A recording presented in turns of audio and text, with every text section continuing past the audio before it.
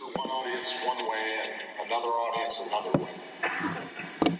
And so I think if maybe I did something right, it was to recognize that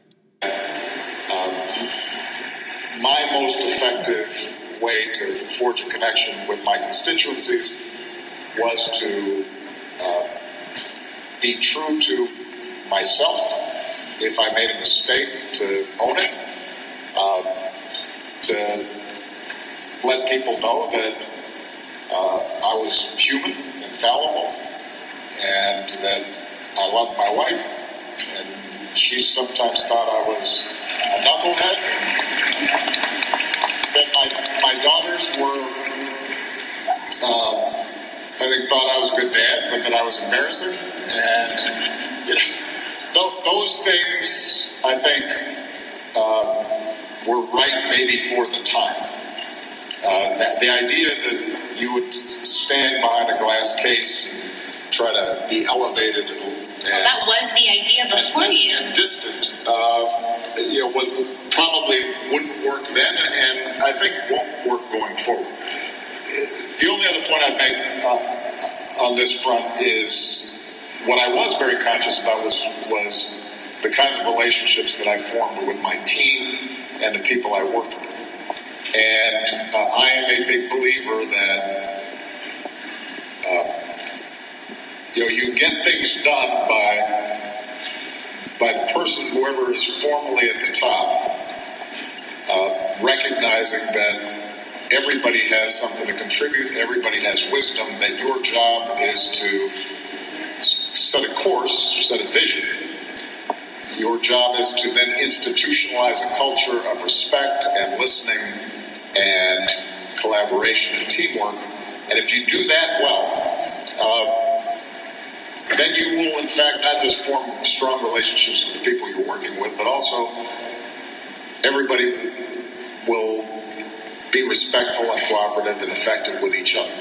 And so I may not have had as much conscious control over my image outside of the White House or outside of my team, outside of the campaign. Within the White House, I think we did a good job of setting a culture that would apply to any business, which was that you don't stand simply on rank and hierarchy, bottom or top-down authority, but rather you're thinking about how do we make sure that every single person who's participating is part of this effort is able to feel as if they're heard, they're seen, they're contributing.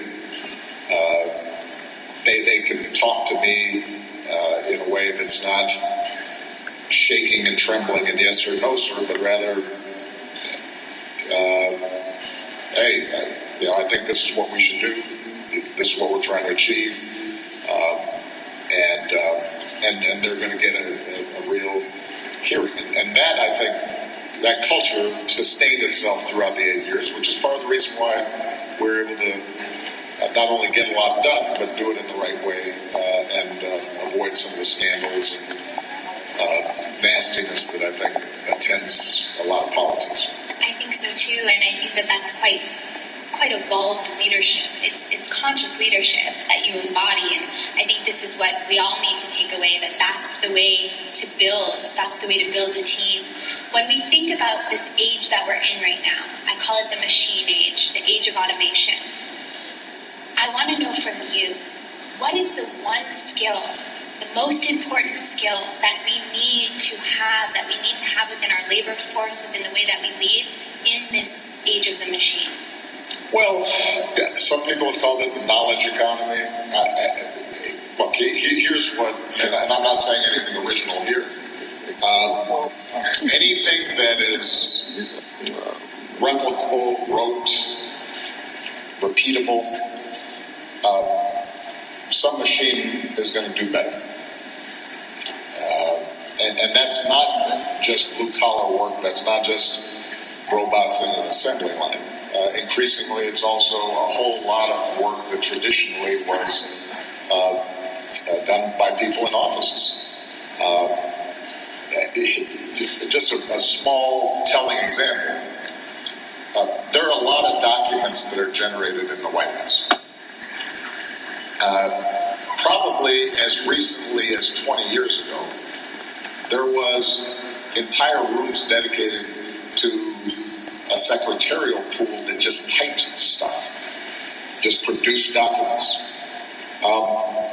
Those jobs are gone because I have a few assistants who they're tapping away on their email lists and they're sending them out.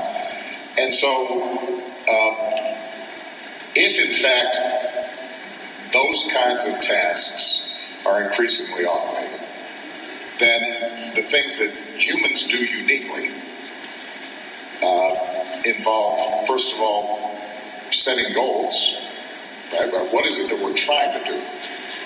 And that involves imagination and empathy and values.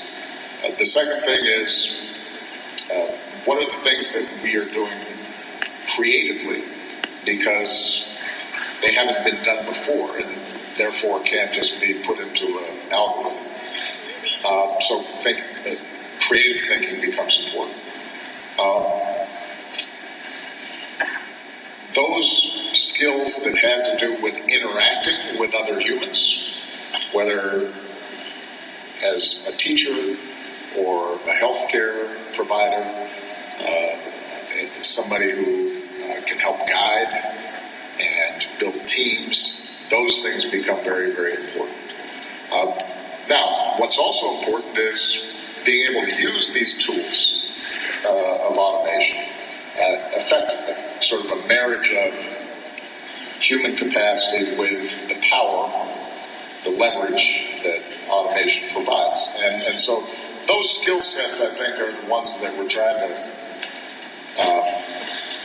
instill in our young people, but we still have an old education system that was built for the transition from the agricultural age to the industrial age.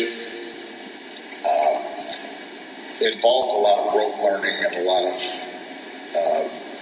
everybody just was in their slot and they're doing their small piece of something.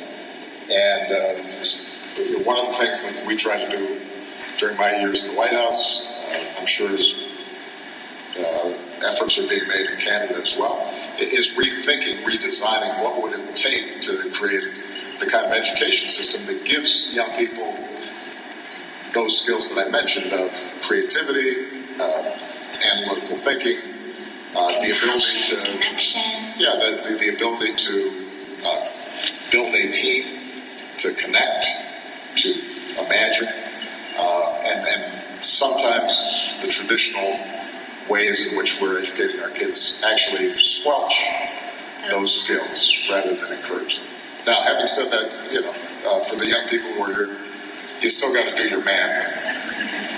You have to learn how to turn on the computer and do all of those things. Exactly. Yeah. So you're not off the hook. This isn't all touchy-feely stuff. Hit the books, people. Yeah. I love that.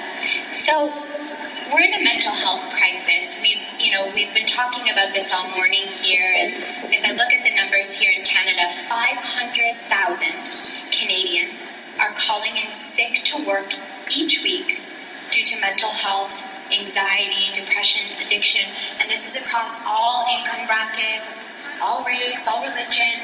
We're really in a crisis. What I want to ask you is, why do you think we're so sad right now as a people? Well, you're not sad, are you?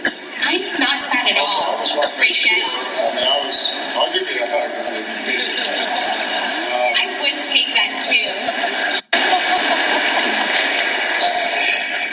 But I've been sad. Of course. Well, we're all sad sometimes.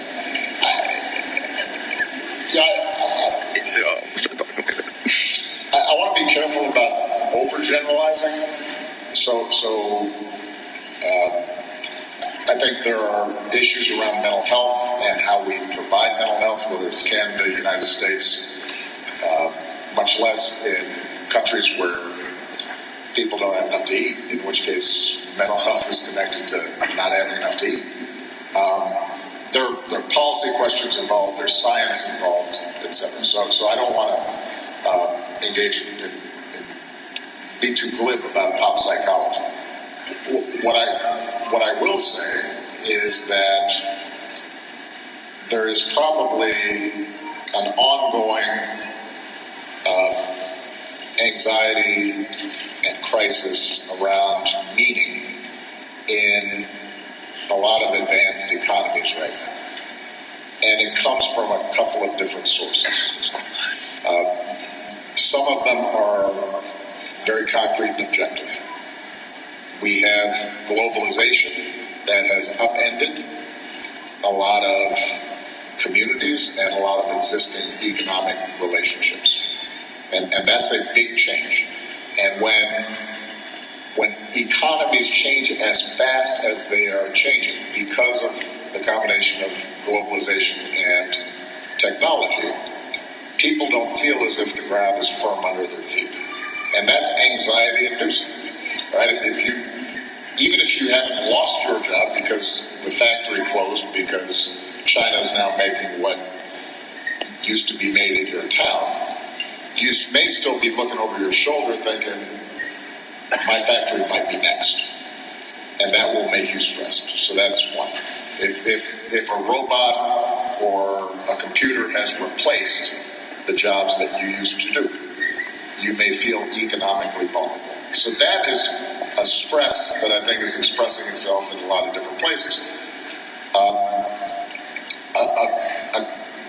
A component part of that is, I think a lot of studies have been done that show those societies where people feel as if we're on an upward trajectory, even if their starting point is low, tend to be more optimistic than those societies that feel that they're on a downward trajectory, even if their starting point is high. Michelle and I were in Vietnam as part of the work our foundation is doing with young leadership in Southeast Asia, part of our foundation programs. Vietnam, you can just tell when you're on the streets, people, they're optimistic, right? There's an energy on the streets, even though they are significantly worse off and poor by almost every metric relative to Canada or the United States. And the reason is because they had that sense of, man, we're moving. I used to have a bicycle, now I've got a motorcycle. I used to not even have a radio, now I've got a TV. Right? So that is part of what we're seeing, I think, in advanced countries, globalization, technology, unsettling things, and a lot of people, particularly in communities that are outside the big metropolitan areas like in Toronto or in New York, they're feeling like maybe things are moving so fast we're going to be left behind and our kids are not going to do as well as we do. Right? So there's anxiety around that. And then you combine that with uncertainty around your identity. Look, in some ways I represented a part of a larger movement in which the old hierarchies have eroded, right? So suddenly a black guy's leader of the free world. And, well, I mean, I was glad to do it, thank you. Women moving out the workforce, moving into the workforce, not yet equal, but when you look and you project forward in terms of college graduation rates and almost a bit, women are coming. We're coming. And we're coming. Then you've got the LGBT community saying, "Hey, we're here," and